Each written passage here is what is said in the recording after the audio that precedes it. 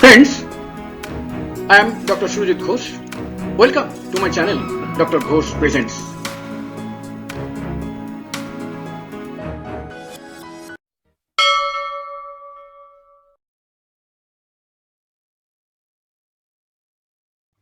Top 8 homeopathic remedies for bedwetting by juniors.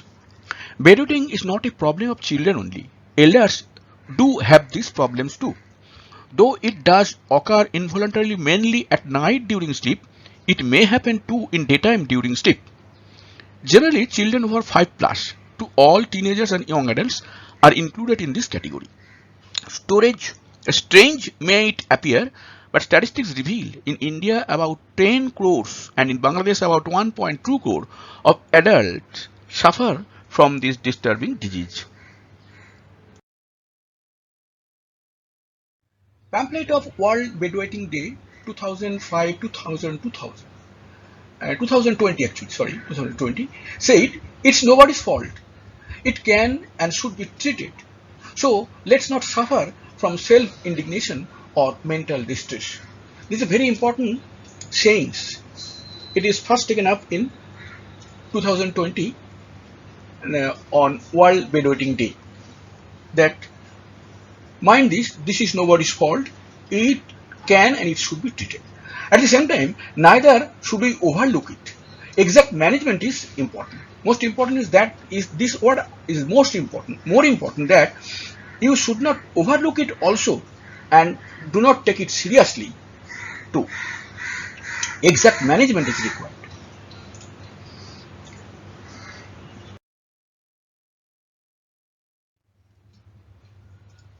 World think tanks on this issue remarked, this can seriously hamper self-dignity, mental health, daily school or social activities of children. Seniors of the family should talk frankly with doctor over this issue, but in most of the cases, they avoid it with passing remarks like, that's nothing, it would go off spontaneously, etc. etc. So, every year, last Tuesdays in May is observed as World Bedwetting Day all over the world to address this issue rationally. This year, it was on 31st May 2022. This day was observed all over the world.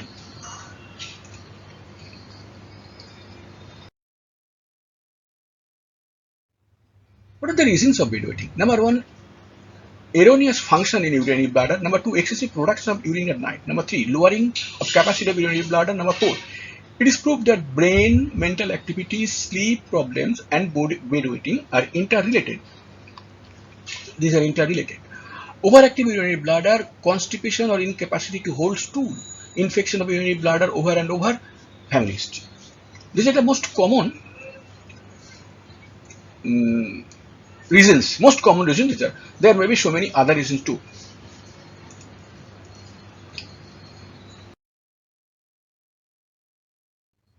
History of a few chronic diseases in the family like scrofulosis, pseudophthora, tubercular diathesis. This particular line relates to homeopathy completely. Others would not understand this. Excessive mental stress and anxiety, drugs for inducing sleep, drugs for hypertension and heart, well, anemia, poor nourishment, dullness, idiocy or mentally backwardness, infection with worms, a few drugs for mental diseases like clozapine, etc. That is, the reasons are actually many.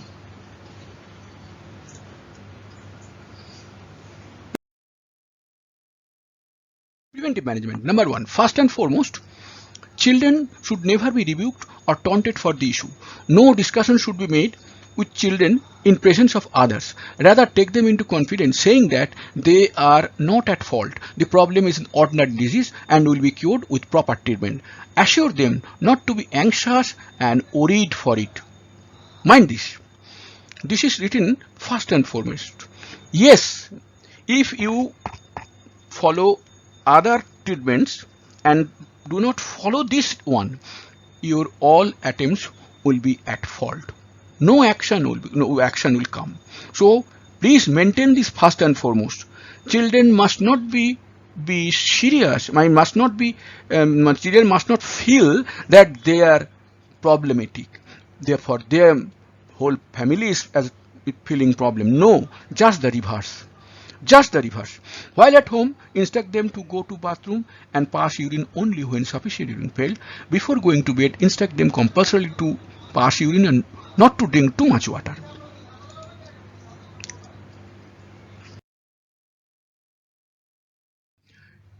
If the child is 7 plus, or she did not bedwet previously but just starts afresh, or had been cured but starts again, or is severely depressed for the act, in all situations consult the physician as early as possible. If there is any anatomical or congenital issue, consult an appropriate expert. Now, homeopathic remedies would be taken up here. Here, remedies are selected strictly on totality of symptoms basis, taking subject's present history, past history, family history, causative factors, maintaining factors, modalities, that is taking consideration of every aspect of the case or the patient.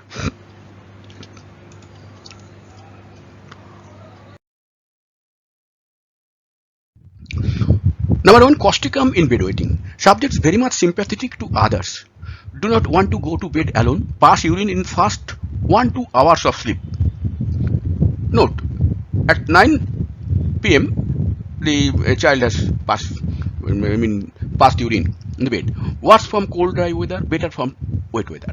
Ignatia Amar in bedwetting. Subjects very shy, like to stay alone, feel displeased from trifles, getting rebuked, go to bed and flood over bed. Urine with no odor. Sepia in bedwetting. Subjects self-respecting, indifferent to others. Wet bed in first few hours of the sleep. Almost this type, same type. Foul odorous, urge comes again and again. Number 4. Conium maculatum. Subjects timid, averse to society, yet fears being alone. Urine very hot. Urine stops and again starts. Number 5. Sina. Subjects like sweets very much. Very hungry. Dark ring around eyes. Urine whitish, milky or muddy. Bedwetting worse in full moon. Gelsemium. Patient timid, always drowsy. If you ask to show tongue, you would note that the tongue is trembling. Thirstless, pass water like urine copiously.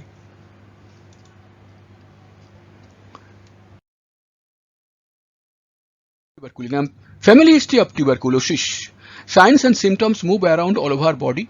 Better feeling in the open air. Afraid of dogs too much. Prefer meat. Precocious child. Disease starts after suppression of skin disease.